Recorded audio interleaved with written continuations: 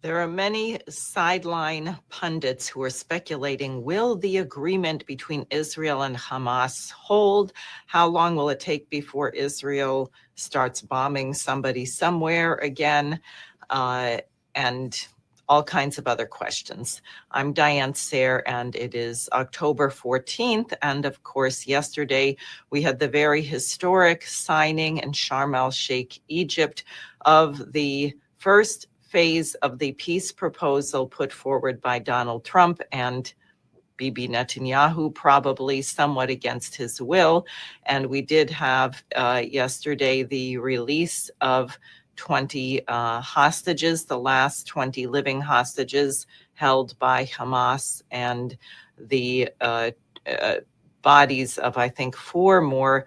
There are 28 bodies to be delivered. That will be difficult because the Israelis did so much heavy bombing that it is going to be hard to locate some of these bodies under the rubble, but an effort is being made to return them to their families. You also had 2,000 Palestinian prisoners who had been taken since October 7th, 2023, released, and another 250 Palestinian prisoners accused of more serious crimes, some of whom will be deported elsewhere other than Gaza. But nonetheless, many people were greatly relieved and happy.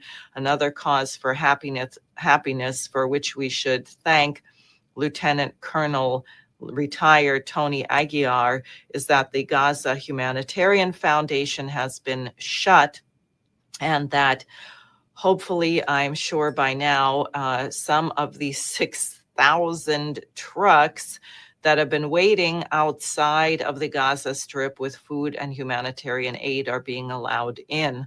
Also of interest, Hamas has been allowed to rearm or maintain arms. President Trump, when asked about this, said, yes, I'm aware of that.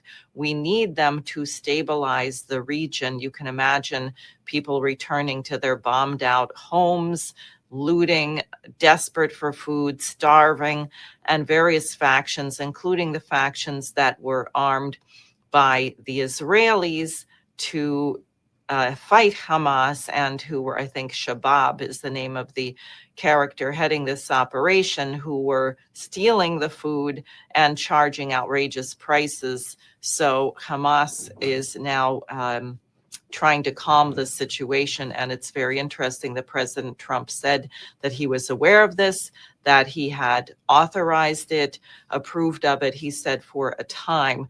So that should tell you something about maybe everything you've been told about the region is not true.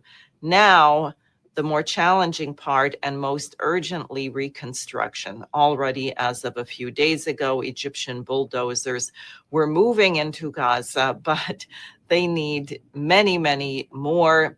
They need very advanced earth-moving equipment, and they need a reconstruction plan. Egypt has put forward something.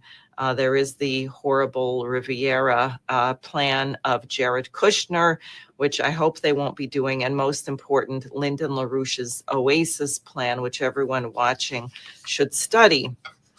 Now, I just want to say something about how this could have happened. And I don't think it would have happened at all under Biden.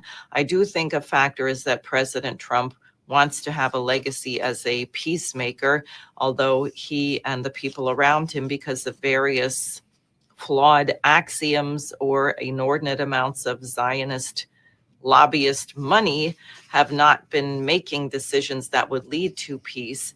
But also the world, you come to a point where people simply will not countenance the slaughter any longer.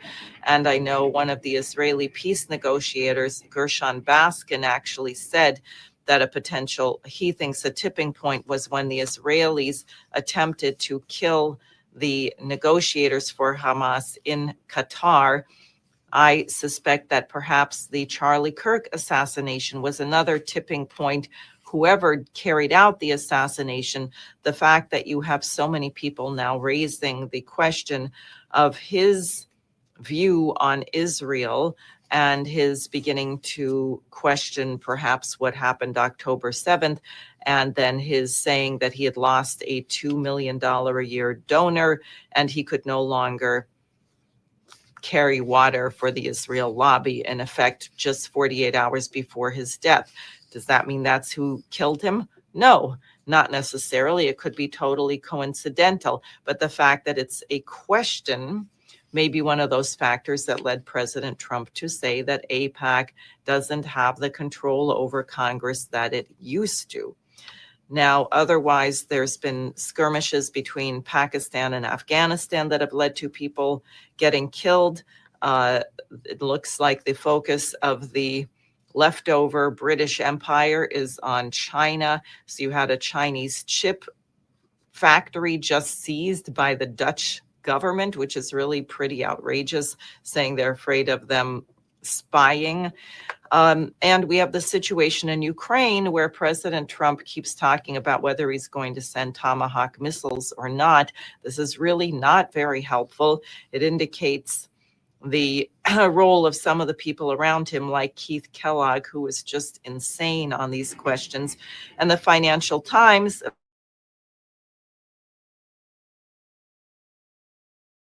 Washington has been giving intelligence to Kyiv to strike Russian energy facilities deep within Russia, which has been going on. So what do we do? Helga Zepp-LaRouche is doing two things. One you'll be hearing more about soon, which is to upgrade the platform of the news service founded by her late husband, Lyndon LaRouche, Executive Intelligence Review.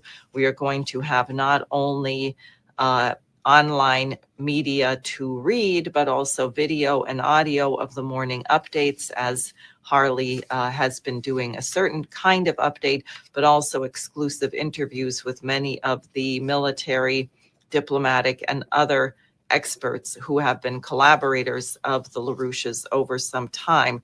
So you can look for that. The fact that you had this kind of pressure that the war had to be ended, that Trump was empowered, decided that he could bring the pressure to bear on Bibi Netanyahu to end this thing.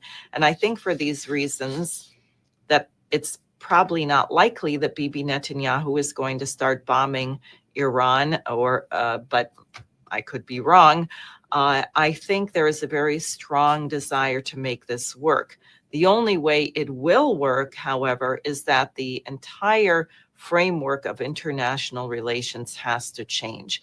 Just as the American Declaration of Independence stated that every man is created equal, every human being born on this planet is born equal with an equal innate potential for genius. Every nation must have an equal voice on the world stage. Every nation has its unique religion, language, culture, history, geography, and every one of these nations has unique talents to bring to bear to advance mankind as a whole. And when we stop running around trying to be the global hegemon with the rules-based order, which are totally arbitrary and have nothing to do with natural law, it will not work. If we can move into a paradigm where all nations are equally respected and the right of their people to economic development and growth is equally respected, then I believe all of these problems can be solved. And of course, nothing would be more natural than for the United States, which won the first war of independence against the British Empire, to be playing a leading role in making this possible.